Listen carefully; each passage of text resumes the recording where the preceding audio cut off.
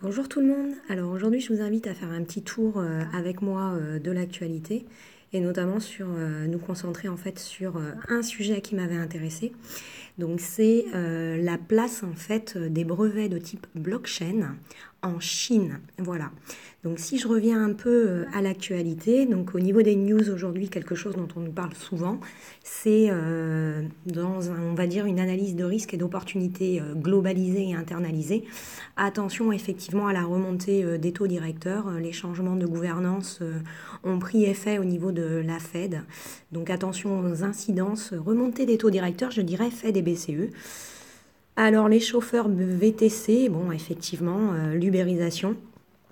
Le Bitcoin dark, flambe mystérieux, effectivement, attention à la manipulation des cours sur les marchés des crypto-devises, ce qui fait perdre en crédibilité sur ces marchés. Je me pose également une question de savoir, voilà, à court, moyen et long terme, allons-nous faire une différence entre, comment je vais dire, la confiance autour de la valorisation des cryptos et le déploiement sous-jacent des technologies blockchain? C'est ce qu'on va voir avec l'exemple de la Chine et de ses brevets. Après, oui, aujourd'hui, un malheureux anniversaire, effectivement, 10 ans après Lehman Brothers, quel risque d'une nouvelle crise. Aujourd'hui, on a des effets en crise qui sont dominos, qui deviennent systémiques et systématiques. Attention aux ondes de choc.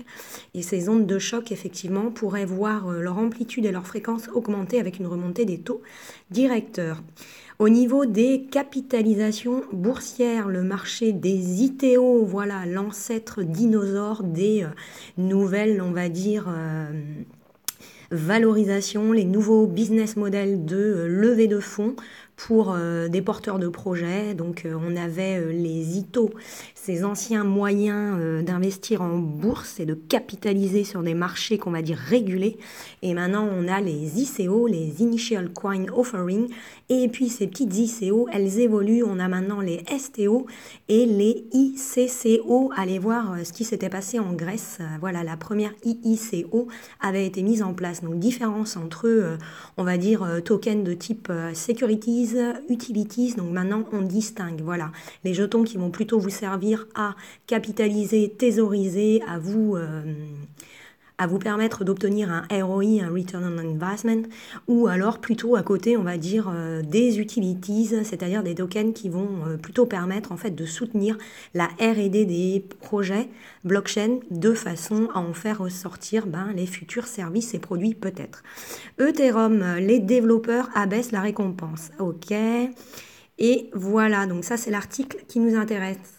La Chine représente 56% de tous les brevets blockchain en 2017. Alors, on va aller voir l'article. Ouais, hop. Donc, la Chine, 56%. Donc, si vous avez déjà écouté mes casts audio, je vous ai déjà effectivement formulé le fait que je n'aime pas trop les chiffres quantitatifs à proprement parler, puisqu'à mon sens, information, désinformation, la manipulation des chiffres est également présente. Ça dépend de qui regarde, comment on regarde, d'où on regarde, sur quelle fenêtre temporelle on regarde, etc., etc. Par contre, ce qu'il faut quand même retenir, c'est que, bon, ok, la Chine détient à elle seule 50% de tous les brevets blockchain en 2017. Alors, la Chine, vous en avez certainement entendu parler dans le monde des cryptos. Pourquoi? Parce qu'on a eu beaucoup de manipulations, point d'interrogation, information ou désinformation sur un coup la régulation les autorisait, les soutenait, de l'autre elle les interdisait. Donc on voit bien que ce qu'il faut comprendre, c'est que la Chine en fait elle semble en quelque sorte imperméable ou très peu perméable en fait à ces jeux de spéculation au niveau de la valorisation des market cap. Par contre, ce qu'il faut comprendre, c'est que la Chine soutient activement le processus de recherche et développement blockchain. Donc ça pourrait avoir une influence à effet domino international. Et effectivement, s'ils sont avant-gardistes, par exemple, la Chine pourrait avoir et devenir en fait un fort catalyseur dans la force et la direction que va prendre le virage de nos vies futures en quelque sorte. Parce que si vous avez écouté mes casts audio, le blockchain en fait, c'est une sorte de système, un grand cahier qui est contrôlé, qui est supervisé presque proactivement, automatiquement. On a plein de petits systèmes de cadenas automatiques. Donc en quelque sorte, ça revient à faire du contrôle continu en amélioration continue presque si on rajoute l'intelligence artificielle. Et donc ça substitue énormément de métiers. Le contrôle interne, les contrôleurs qualité, etc., etc., les contrôleurs de gestion.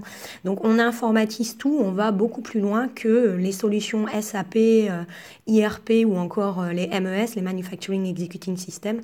Donc là, en fait, on met en place un macro-système de gestion automatisée, voire même des processus de production, ou voire même des processus de paiement. C'est ce qu'on va voir dans ces exemples. Donc là, on va vraiment vers une dématérialisation et on est en train d'ubériser, si vous connaissez les modèles qualité, des mines et porteurs. On est vraiment dans des processus de valeur ajoutée, donc le modèle de porteurs, vraiment qui sont ruptés. Et on est vraiment dans l'amélioration continue avec l'intelligence artificielle qui, connectée à tous ces systèmes de blockchain, IoTS, les DApps, les API également, les interfaces. Et tous ces moyens technologiques vont pouvoir être dotés en fait d'intelligence artificielle capable d'auto-apprendre. Donc en fait l'évolution du machine learning vers le deep learning. Donc on est vraiment en train d'aller vers des modèles, des business models de production complètement, on va dire, efficients en termes de qualité, sécurité, traçabilité, voire même environnement. Donc, alors, la Chine, par 56% des brevets, donc qui c'est qui a émis ce chiffre quantitatif avec une telle précision? Alors, c'est notamment un rapport qui a été publié par Thomson et Reuters, voilà. Donc ça, c'était en 2017. Qu'est-ce qu'il faut se rappeler également? Donc, effectivement, la Chine, c'est un pays plutôt strict, normalement au monde de la crypto-monnaie. Néanmoins, 200% de croissance entre 2016 et 2017 en ce qui concerne les dépôts de brevets. Le nombre de brevets blockchain passe ainsi de 134 brevets déposés en 2016 à pas moins de 406 en 2017. Donc voilà. Petit point aussi où je vais faire une petite parenthèse, c'est que le dépôt de brevet et donc ce qui repose sur la propriété intellectuelle, avec par exemple chez nous on a l'INPI, l'organisme qui s'occupe des dépôts de brevets, c'est quelque chose qui va pouvoir être rupté également par ces nouvelles technologies comme nos organismes de certification, l'AFNOR, l'ISO et plein d'autres choses, l'ISA 88 pour les solutions de type MES, ERP ou SAP. Donc tous ces organismes de certification vont également connaître des ruptions majeures avec ce blockchain. Donc par exemple, peut-être que dans quelques années, l'INPI sera complété par le blockchain. Donc vous pourrez déposer vos propres brevets grâce au blockchain qui va vous permettre d'assurer une traçabilité parfaite en fait de la propriété de ce que vous créez ou des idées que vous soutenez. Donc bref, ça c'était la parenthèse, je reviens au sujet. Donc beaucoup de brevets. Donc déposé, donc ça on l'a vu. Après, la Chine se classerait les États-Unis. Voilà, le Japon, lui, reste à la traîne avec 5 brevets. Et hop, voilà ce qui était intéressant, c'est ici par exemple dans les groupes majeurs actifs dans le dépôt de brevets aux États-Unis, on va retrouver Bank of America et Mastercard, voilà, qui se classe dans ce classement archi dominé par la Chine. Et puis bien sûr, là aussi où j'ai voulu retenir votre attention, c'est Alibaba. Voilà, numéro 2 du classement. Et il représente à lui seul 11% de tous les brevets blockchain déposés au travers le monde. Ça, c'est super intéressant à mon sens parce que Alibaba, si vous vous souvenez, Alibaba, en fait, ils avaient créé Alipay. Alors, je ne sais pas si Alipay, voilà, Alipay, en fait, c'est quelque chose qui avait retenu mon attention à l'école supérieure de commerce. J'avais fait une thèse, notamment en évoquant ce sujet. Alipay, en fait, c'était, pour moi, à mon sens, en fait, une sorte de moyen de ruption, en fait, des banques traditionnelles. Et ils avaient créé et mis à disposition les premiers moyens, services et produits des systèmes de paiement électronique chinois. Voilà, et ça, c'était déjà en 2004. Donc, est-ce qu'ils avaient anticipé la ruption autour des blockchains? Je ne sais pas, mais en tout cas, ils ont été vraiment très précurseurs. Donc voilà, Allez, on revient. Comment Alibaba démocratise la blockchain? Donc Alibaba travaille effectivement depuis plusieurs années à essayer d'intégrer la blockchain. Donc comme je vous l'ai dit, la blockchain c'est un outil, un moyen qui va permettre de répondre à des besoins. Ces besoins en fait, ils vont être complètement ruptés et ils sont infiniment transposables. Donc la première chose qui a attisé l'attention de tout le monde et qui attise notamment le sujet des médias, c'est la spéculation. Donc c'est également tout ce qui permet d'accéder à ces moyens de spéculation ou même mettre à disposition des moyens et des systèmes de paiement, les fintech, voilà, des sortes de banques hyper technologiques. Et donc en fait, la blockchain va permettre de sécuriser donc des modes et tous les processus support de production, on le verra tout à l'heure avec la traçabilité du riz, mais également elle va permettre de sécuriser en fait les moyens et la traçabilité des transactions, des flux financiers de paiement d'un émetteur vers un bénéficiaire. Donc c'est une vraie révolution. Et ce sera une révolution quand les challenges sous-entendus par la blockchain en fait permettront d'aller beaucoup plus loin et de répondre aux enjeux de la scalabilité. Allez voir notamment mes casts sur le Lightning Network et etc., etc. Il y a beaucoup de challenges pour nous permettre en fait pour permettre à ces technologies de monter en charge tout en conservant l'efficience de la qualité et de la sécurité mise en place par ces systèmes. Donc c'est un vrai challenge. Alors, Alipay s'est associé cette semaine à la ville chinoise de Wuchang pour assurer la traçabilité de son riz premium. Voilà, ça c'en était un exemple. Donc pour ce faire, il s'appuie sur la blockchain et Alibaba en fait pourra de ce fait suivre en fait l'origine du riz qu'il commercialise. Comment?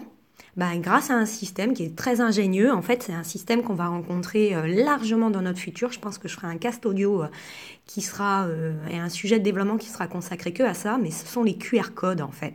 Et ce sont des systèmes en fait qui vont nous permettre, rien que par une douchette, de scanner le QR code et tout simplement de remonter à l'intégralité de A à Z d'une chaîne de production, par exemple. Donc ça va nous permettre quoi? Également de répondre à un enjeu de propriété intellectuelle, mais également de répondre à un enjeu en fait qui vise à éviter toutes les contrefaçons. Voilà, donc on est vraiment dans la confirmation, la véracité de la preuve de provenance. Voilà. Et puis ça aussi, j'avais envie de vous le dire, voilà, un peu plus tôt dans l'année, en fait, on a une autre filiale d'Alibaba. Si vous êtes aussi intéressé, si vous vous intéressez à Alibaba et Alipay, allez voir Ant Financial, c'est super intéressant ce qu'ils font.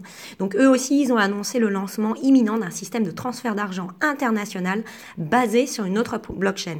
Donc aussi, allez voir mes casts audio sur la différence entre une blockchain privée et une blockchain publique. Et voilà, ce que ça permet, limite et force, on va dire. Donc voilà, allez, je vous dis à bientôt. Et puis voilà, j'avais pas fait de cast depuis longtemps. Alors voilà, j'ai juste pris un tout petit peu de temps pour partager avec vous ma petite curiosité du jour. Je vous dis à bientôt, prenez soin de vous.